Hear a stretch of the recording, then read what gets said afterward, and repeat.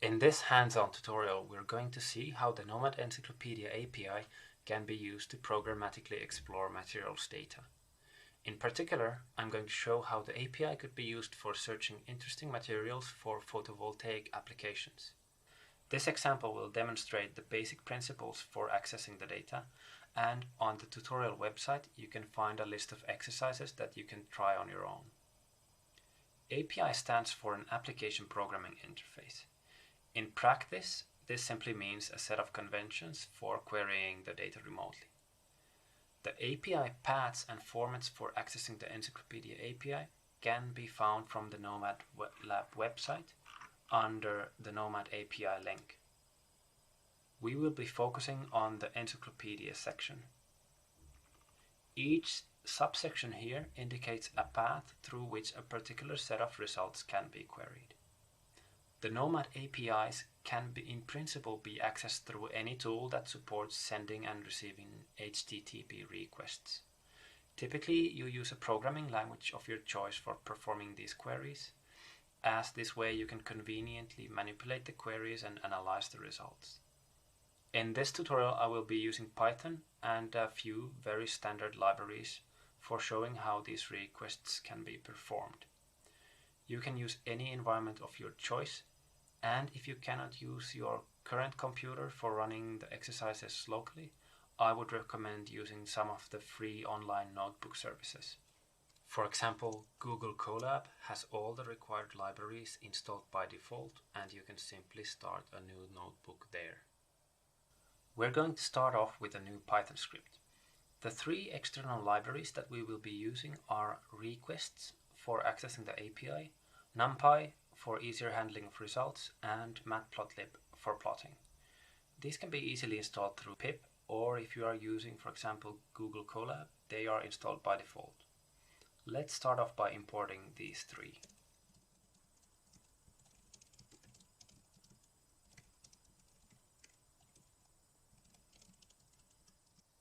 We will consider finding materials with a suitable bandgap for usage in solar cells.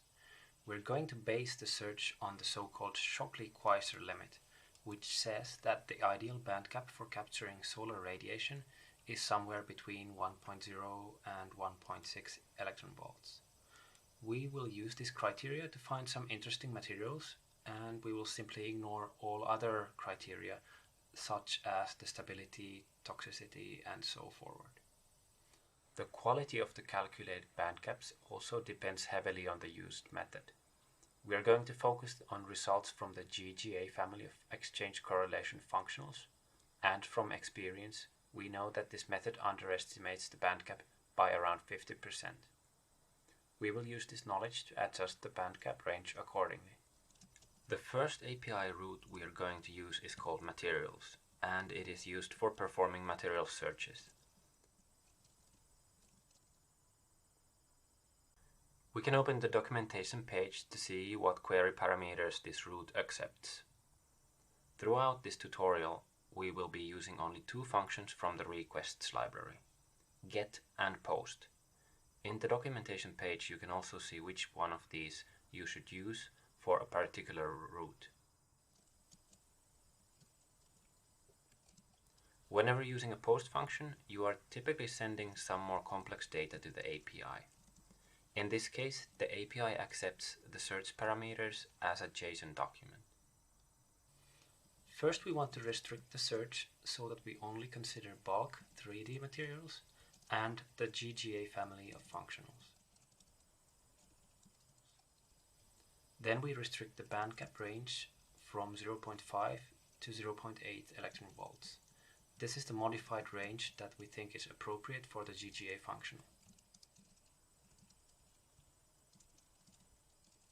In the search options, we can also define that we want to return the first 700 results on one page.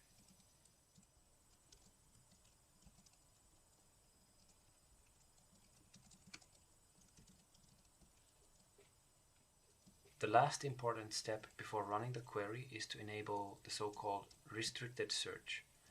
This makes sure that our search returns only materials for which there exist individual calculations that fulfill all our search criteria. Without this option, the search by default would consider each search parameter individually and would not know that we specifically want the band gap to be calculated with the GGA function. After running this query, we can take a look at the results. Let's first make sure that we got all the results with this search. The response will always contain the total number of results, and we simply check that it is lower or equal to the number of requested results.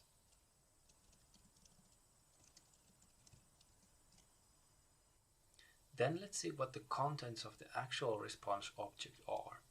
In the docs, we can see that under the results key, there should be a list of materials matching the query. So let's check the first result and that it contains some of the fields we are interested in. Let's print out the formula, material identifier, and the number of calculations associated with this material.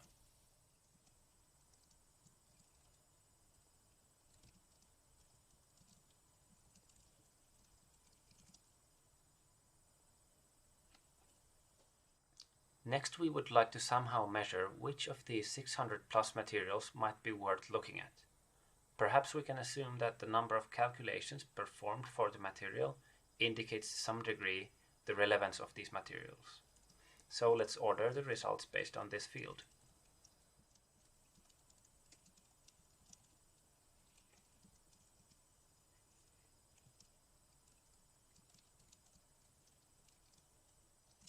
After sorting the calculations, let's select the 3 materials with most calculations and print out their material ID, reduced formula, and the structure type if available.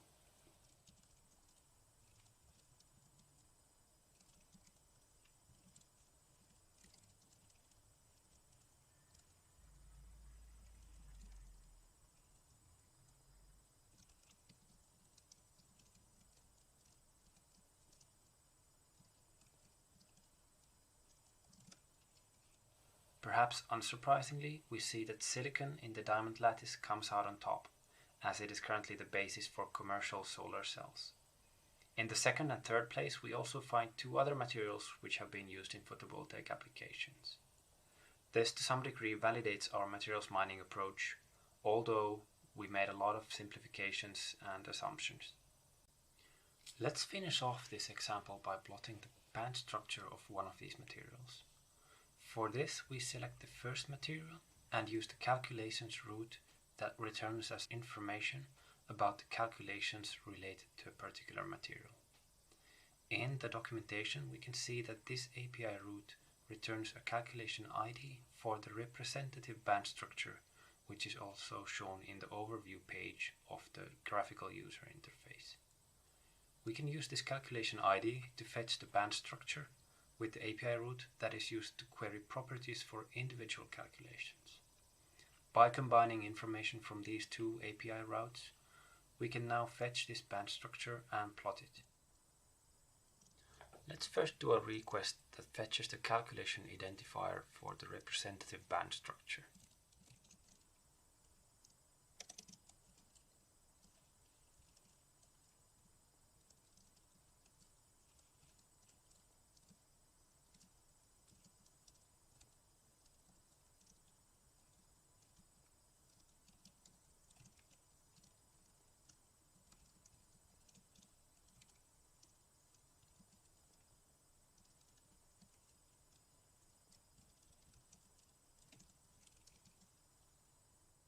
Now we can use this calculation ID to fetch the band structure of this particular calculation.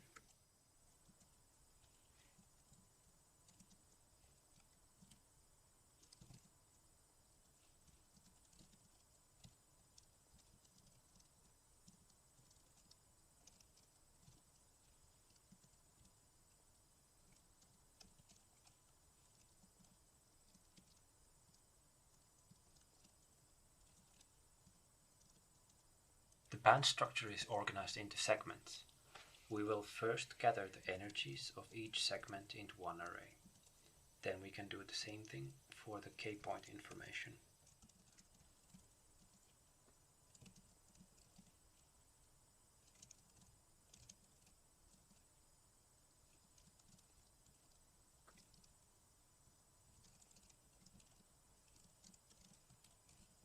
For our plot, we will simply concatenate the information from these individual band structure segments. By plotting the energies for the first spin channel, all K points and all energies, we are able to view the complete band structure. Notice that by default the units are always in SI units. Having learned the basics of accessing the API, you can now take a look at the exercises that we have provided in the tutorial website. Be sure to have the API documentation open and carefully check that you provide the query parameters with the correct name and in the correct format.